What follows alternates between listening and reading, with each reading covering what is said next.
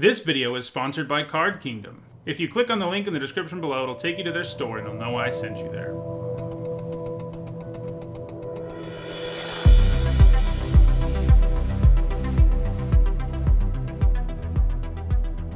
Hello everyone, I'm Nezha Hall, and it is Friday, so that means it's time for another MTG Top 10. In this series, I rank cards based on how well they have performed at Magic's highest level of competition. This time around, I'm looking at a creature type, a relatively new one, and that's Dinosaurs. This is a list that people have asked to see for a long time, and I'm finally delivering. I said Dinosaur is a new creature type, but that isn't exactly accurate. It's a creature type with a strange history. It actually appeared very early on in the game on a card like Pygmy Allosaurus from Ice Age, but then at some point, Wizards decided the dinosaur creature type didn't really fit in the game, so they retroactively removed the creature type and changed everything that was a dinosaur to a lizard, so that a later card like Imperiosaur, which is pretty obviously a dinosaur, was given the lizard creature type and not the dinosaur creature type.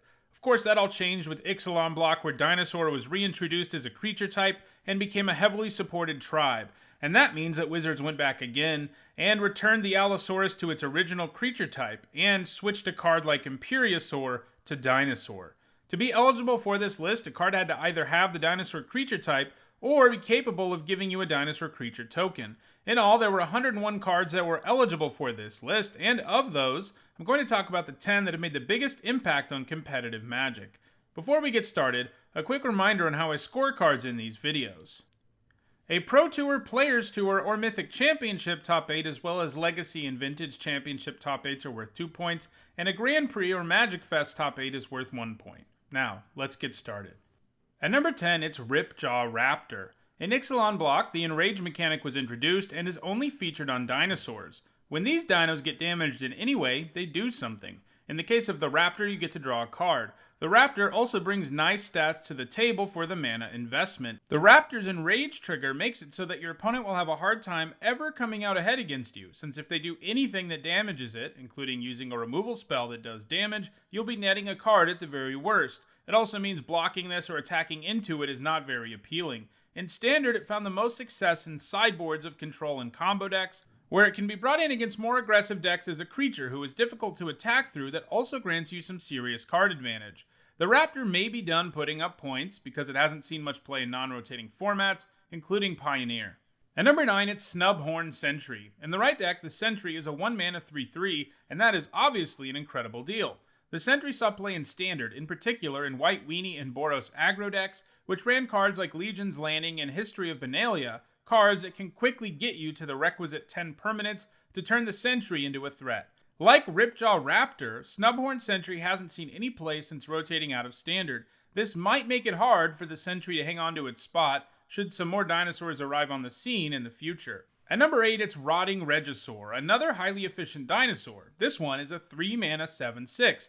It does come with the hefty downside of requiring you to discard a card every upkeep, but there have been plenty of decks in Standard that are fine with that downside. Some of the decks it is featured in include the Great Henge, which it can let you cast super early on in the game, at which point it starts netting you extra cards, so you don't end up being too upset with your situation. Other decks running it feature cards like Cauldron Familiar and Gutter Bones, both cards that are never going to be staying in your graveyard for very long if you discard them. It still has some legality left in Standard, so it's likely to climb up this list. The Regisaur also has a Mythic Championship top 8 in a Modern Dredge deck. Decks that tend to be loaded up with cards that you want to put in your graveyard anyway. In those decks, the Regisaur is effectively a 3-mana 7/6 with upside, and that's a pretty scary thing. Rotting Regisaur doesn't have any points in Pioneer yet, but I think they will come, as the Regisaur has been featured in a few Pioneer decks, like Mono Black Aggro, and while it doesn't have a top 8 in the format yet, it does seem like it's only a matter of time. At number 7, it's Shifting Seratops, a dinosaur with a whole lot of text. The fact that it can't be countered and has protection from blue will drive control decks crazy, and on top of all that, the Seratops can gain reach, trample, or haste when you need it to, and that's in addition to the fact that it's a nicely sized 4-mana 5/4. The Seratops is mostly well suited to being a sideboard card to bring in against opponents playing lots of blue. Like Rotting Regisaur, the Seratops is seeing play in Pioneer, and ultimately will probably gain some points there, even if it hasn't managed to so far. At number 6, it is Nezha Hall, the Primal Tide, the only blue dinosaur to make the list.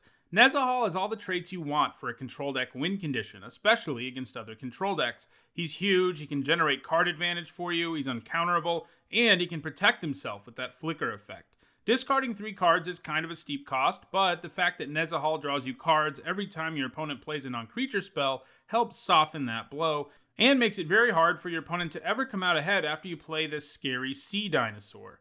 Nezha Hall was primarily a sideboard card while in Standard, one which could be brought in against control decks in the mirror. Being uncounterable and difficult to kill is bad news for control decks. At number 5, we have Rampaging Ferocodon, a dinosaur that had to get banned out of Standard. Rampaging Ferocodon is an excellent card for red aggro decks because it makes opposing players very worried about their life total, and that's usually what you want to do with red.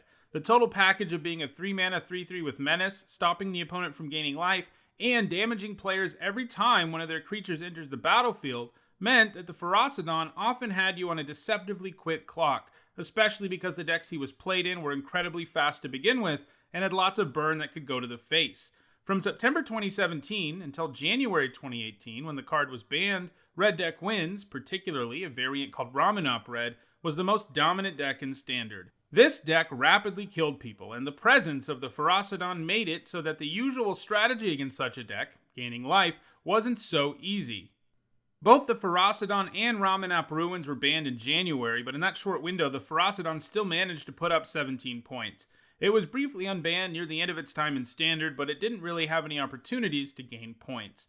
I think it's safe to say that if it hadn't been banned, it would be much higher on this list, maybe even in first place. The Ferocodon is being played in Pioneer, already having 2 points in the format. Mono-red aggro decks are doing pretty well there, so I think it's likely Ferocodon will be gaining some more points going forward. At number 4, it's Carnage Tyron, which is, interestingly, the third dinosaur on this list that can't be countered. Apparently, dinosaurs don't like blue mages. Anyway, in addition to counter magic not working on him, Carnage Tyron also has hexproof, which means spot removal is also useless against him. Then he even has trample, so chump blocking him isn't an option either. Basically, he's the worst nightmare of many control decks since they often have very few creatures in play and rely on being able to deal with most problems, but Carnage Tyrant was not easy to deal with while it was in Standard, and it provided the top curve for decks like Golgari aggro and Golgari midrange, as well as Sultai aggro and Sultai midrange. Carnage Tyrant is seeing a bit of play in Pioneer, and it probably has an outside shot at gaining some points in that format soon. At number 3, it's Death Gorge Scavenger. It's actually tied with Carnage Tyrant in terms of points, but I gave it the edge because it has more Pro Tour top 8s. Death Gorge Scavenger is kind of a funny card because none of the things it does independently are immediately exciting. A 3-mana 3/2 isn't that great. Exiling a single card and getting a minor bonus like 2 life or +1/+1 until end of turn isn't great either, but when you put all of that together on a single card, you have something pretty nice. Hating on graveyards is important in many formats, and getting a decent creature to go with it feels pretty good. That makes it the kind of graveyard hate that doesn't have to start out in your sideboard too, since the fail case is still a decent card. After all, it can still get value out of exiling stuff from your graveyard. Early on during its time in Standard, it was played in various energy decks. That format had cards in it like the Scarab God and God Pharaoh's Gift, both of which were really interested in using the graveyard, so running the Scavenger main board was well worth it. Later on in its time in Standard, it was often relegated to sideboard duty in decks like Gruul and Golgari aggro. Those decks generally wanted more aggressive creatures than the Scavenger, except against opponents who were up to graveyard shenanigans. The Scavenger isn't making much noise in Pioneer right now, and doesn't seem like a super likely candidate to get points in that format, or any other non-rotating format going forward. At number 2, it's Deathmist Raptor, the only creature on this list that was retroactively given the dinosaur creature type. These days, it's a dinosaur beast instead of a lizard beast, as it says on the card. Anytime a morph creature is turned face up, the raptor gets to come back from the graveyard, and you can choose whether or not it comes back face up or face down. Generally, it's better to go with face up when the creature comes back, since it's a 3/3 with Death Touch that is a pain to deal with in combat. The Raptor helped spawn an entire deck built around the morph mechanic, green-white Megamorph, which was quite successful in Standard.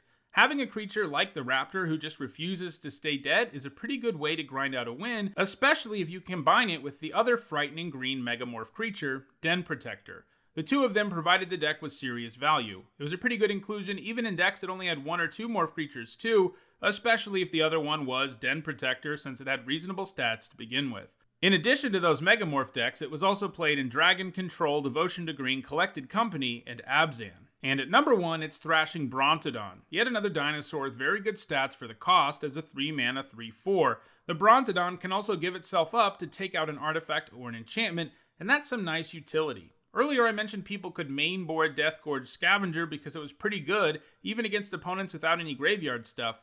Thrashing Brontodon is similar, in that you can main board it because of its solid stats, even if your opponent isn't playing artifacts or enchantments. It has been pretty close to a staple for green decks in Standard, and that's going to continue until it rotates. It doesn't have any points in Pioneer yet, but it's yet another dinosaur that's seeing play there, so it wouldn't be surprising to see it happen in the future.